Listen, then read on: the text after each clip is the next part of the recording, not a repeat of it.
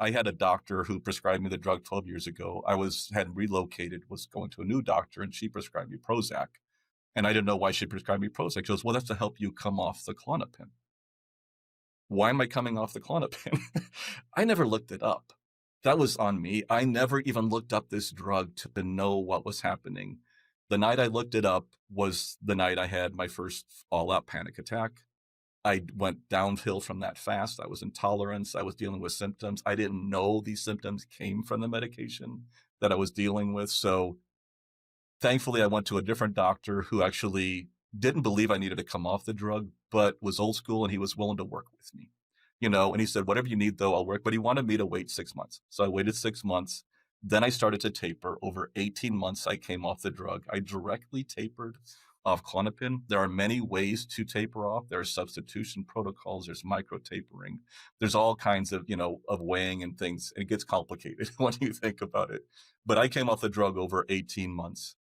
And I jumped off of a 1/4 milligram of Klonopin. Clonazepam is the generic name. The problem with this, and something important to keep in mind for people, is that not all benzodiazepines have the same potency. Okay?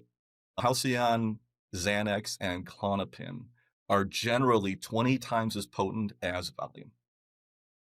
And so jumping off a 1/4 milligram is jumping off of 5 milligrams of Valium, which is a big number. So I did that, had a lot of complications. I did other things wrong. I had a real hard time for about 2 or 3 years of severe symptoms. Very disabling type of experience, extreme. I gotten better. I'm doing better now, and I'm doing much better, but I still have symptoms. I still have limitations.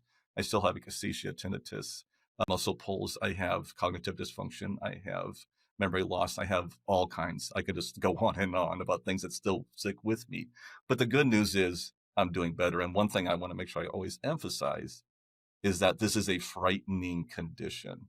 And I want to let people know that with help and with guidance, people come off benzodiazepines safely. Okay, most people do okay. It's not a picnic, but if you do it right, you slowly taper, you work with the doctor, you work with other people who can counsel you through it. Thousands of people come off these drugs every day. Okay, it's just you got to make sure you do it right.